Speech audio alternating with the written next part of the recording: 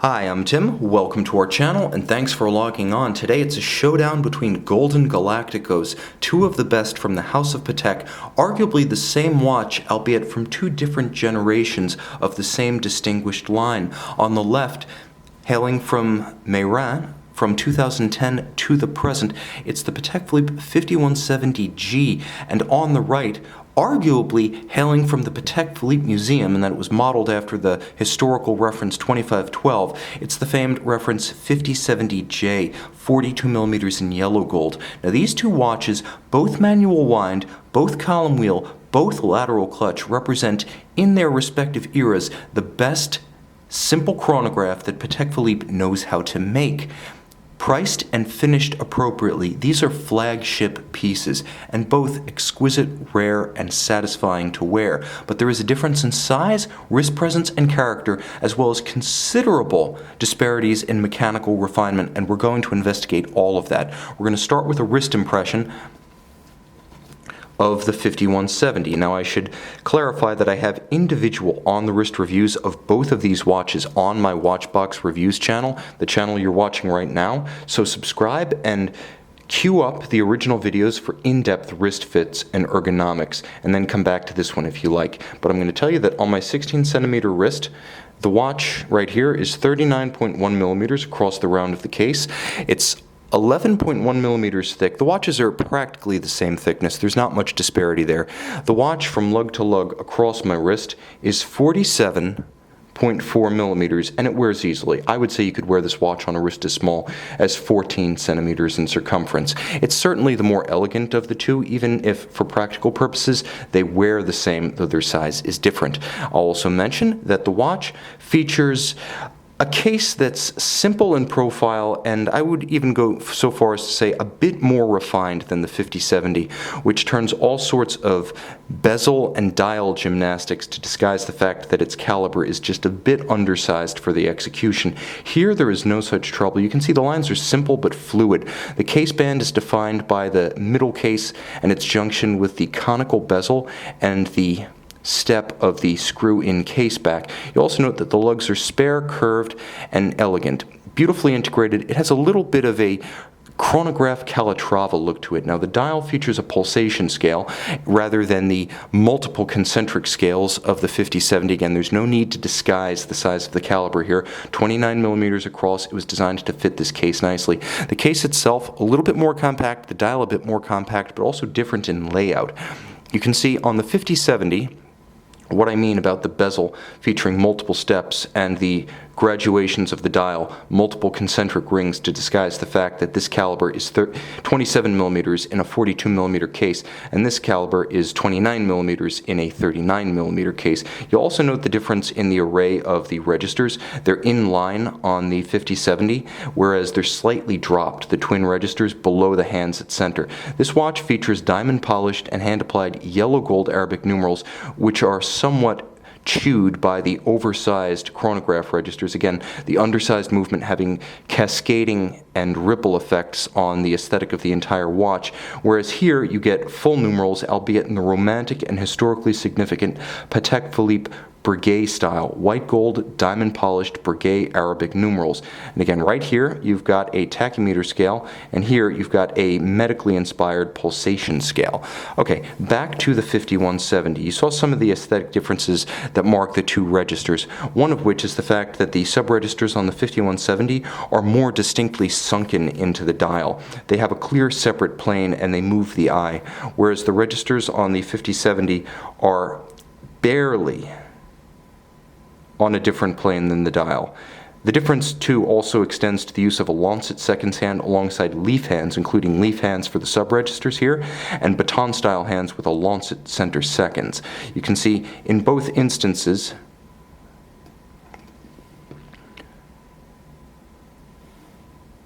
a large lozenge-style rectangular chronograph pusher style is employed, but they do function differently. Let's talk a little bit about the mechanics of the 5170. Okay, the 5170 features a modern Patek Philippe caliber 29-535, the 29 representing the width in millimeters. Now the style of the chronograph can only be described as Baroque. It features a rack and snail, instantaneous minute jumper, and let me see how close are we to the turn of the minute. I'll keep that in mind. But you can actually see the mechanism jump into action as the seconds hand approaches 12 o'clock. A Baroque, fully jeweled and beautifully finished, wispy, polished, and grained lateral clutch, as well as a fully capped and black polished column wheel. Superb execution and operating at a modern 4 Hz or 28,800 vibrations per hour with a Breguet overcoil and a free-sprung Gyromax style balance. Watch that jumper right there. Now, the balance is smaller than on the CH27 caliber in the other watch, and although they both feature Breguet overcoil, the oscillation rate of this one is 28,800 vibrations per hour, plus it has a 65-hour power reserve. The other watch is 18,048 respectively, plus in a refinement rarely seen in Patek Philippe watches, it features hacking or stop seconds. You will not see this on the 5070. In fact, you won't see this on most Patek Philippe calibers. Now, you'll note 33 jewels, immensely complex with a great deal of hand finishing, both aesthetically and functionally. It is the level of labor-intensive adjustment of these chronographs that makes them effectively priced higher than the likes of perpetual calendars and annual calendars in Patek's catalog. They're that much more difficult to fine-tune. Now watch the interaction of the lateral clutch with the center wheel. You can see the driving wheel, the intermediate wheel, and the driving wheel being driven off the fourth wheel of the primary drivetrain. As it moves out, you can see the interaction of the column wheel and the lateral clutch, and moves in to re-engage. This is why you want a lateral clutch and a manually wound chronograph, because you can see everything. With a vertical clutch, it's more efficient, yes, it doesn't jump when you start it, yes, but you also can't see a thing. It's completely hidden. It's a simple, artless design. I prefer a little bit of stagger in my chronograph and the beauty of being able to see the whole thing, engaging, disengaging, and driving. Now, it's important to note right here that the watch beats away with a somewhat smoother sweep of the seconds hand because of the higher beat rate. But effectively speaking, the finish level here has lost nothing since the era of the Geneva hallmark. This is Geneva hallmark. This is Patek Philippe seal. The main difference, the architecture of the movement. This one is simply more complex. Now, as a final refinement, I'd like to bring to light the fact that this watch right here, we'll show this real quick, also features a much smaller balance. You can see the difference in architecture. Though they're both column wheel lateral clutch, the balance of the old watch is huge, almost a third of the diameter of the movement, in order to use its sheer moment of inertia to overcome bumps and shocks on the wrist that can disrupt precise timing. This is achieved here with a high beat rate. Okay, let's talk about the 5070 now, because I feel like I've been talking down a legendary watch and it certainly doesn't deserve that. The watch has an anachronistic charm to it.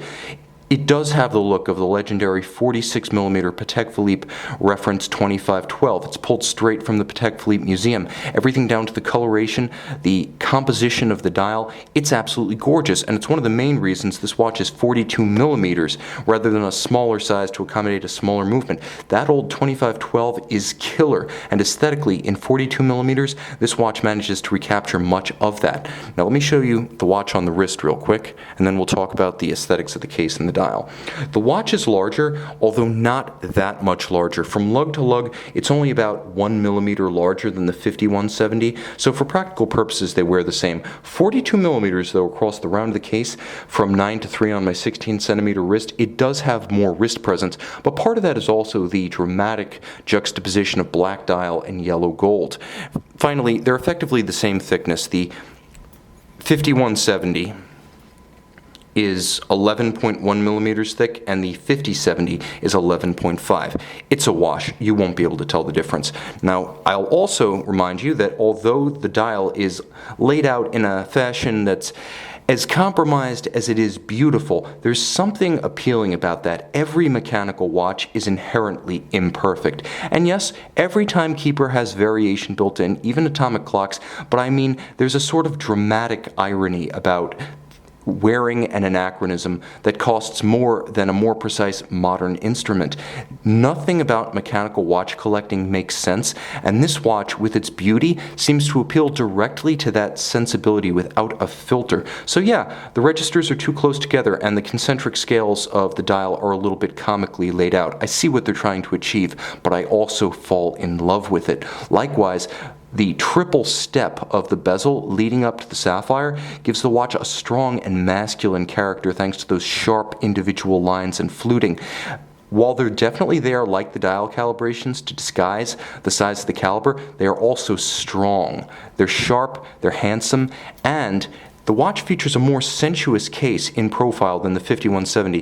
The 5170 is downright squared off on its edge, whereas after the sharp geometries of the stepped bezel, the 5070's case becomes downright slick with compound curves. It plays with the light in ways that the 5170 does not. You can also see this being one of the older examples with the original hallmarking laterally placed on the flank of the lug. That's not a mark or a dent on the case. That's actually the original hallmark. And fully polished in yellow gold, it has a grandiose wrist presence that harks back to the golden era of mid-century men's dress watches of the 20th century. Now, of course, the lugs, a bit perhaps more modular in appearance, they're welded on separately with the joint between them removed to allow both surfaces to be finished and no remnant of the weld is left. You can see on the 5170, the stamped case actually features the lug molded in continuously. It's got a little bit of a chronograph calatrava to it, but it's also an easier way to make a case. If you were to build a case, the manual labor involved in creating this jointless step, this seamless step between polished lug and polished case, it's going to take more time and require more money than making this case, something to keep in mind. Okay, moving inboard, you can see the gilt style dial, golden calibrations, leaf hands versus on the 5170 baton style hands. Both feature counterweighted lancet seconds, but you'll note baton style hands with a blackened chronograph minutes register on the 5170, leaf style hands all in yellow gold on the 5070. Also the Breguet numerals, Arabic style, but not Breguet Arabic style. Okay. Let's talk a little bit about the tactile sensation of using it. It feels more satisfying both to wind and to function and cycle the chronograph of the 5070.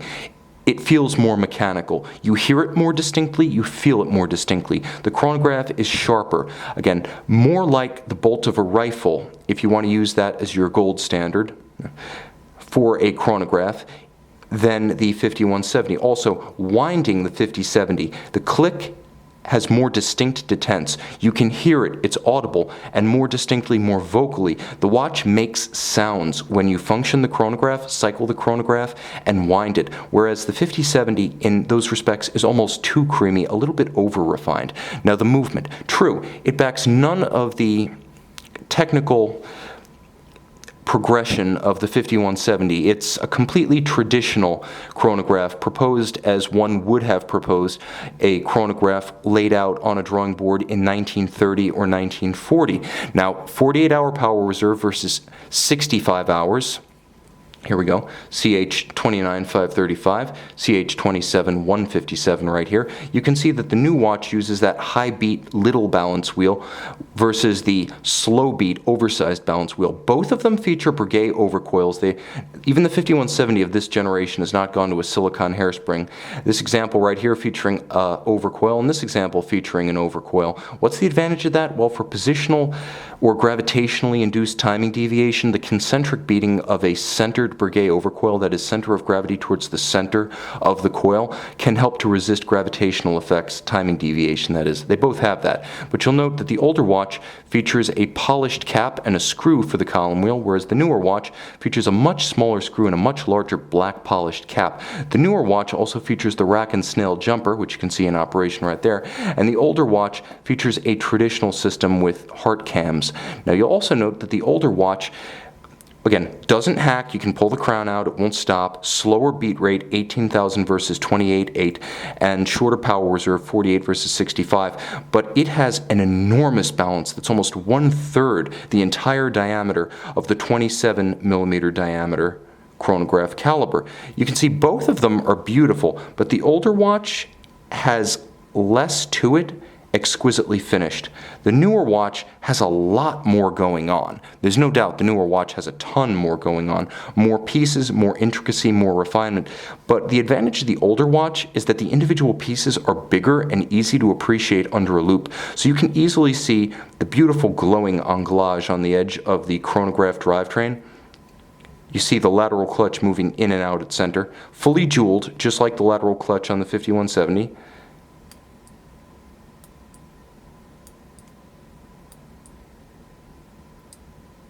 You can see the hammers falling to recenter. I would say that this is the one to appreciate if maybe your eyes aren't quite what they were, or you prefer to show off your watch at a dinner, throw it off the wrist, pass it around the table, show people without a loop ready and handy. I think they'll get more out of this movement than they will out of the 29-535 in the other watch. Finally, in terms of character, for me, this is almost too easy. Unless you're polarized against yellow gold, it's got to be the 5070. On the wrist, it has so much more presence, and not just as a result of its attention-grabbing yellow gold composition. It's simply the sensuous qualities of the case when viewed in profile, the rounded edge versus the squared-off edge, the triple-stepped bezel versus the simple conical design, the soldered and double-finished lugs versus the stamped-in lugs. For me, there's not much that would recommend one watch over the other, but the 5170 does have a decisive edge in character. The je ne sais quoi that I cannot quantify. By every objective measure of engineering, this is the better watch. This is the more emotional choice. And I'd like to remind you at the last minute, because I didn't talk about it, but I should have, both of them feature full gold, filigree style, Calatrava cross buckle single fold deployants. Comparing them side by side, I feel like the buckle on the 5170 is thicker but shorter, and that's the clasp length versus the clasp on the 5070, which feels a bit more intricate but longer and more drawn out. The result? You can't go wrong with either, and the purist Patek Philippe collector might want to own both, as they're effectively two generations of the same distinguished lineage. You can see and buy both, should you be so inclined, on the watch box.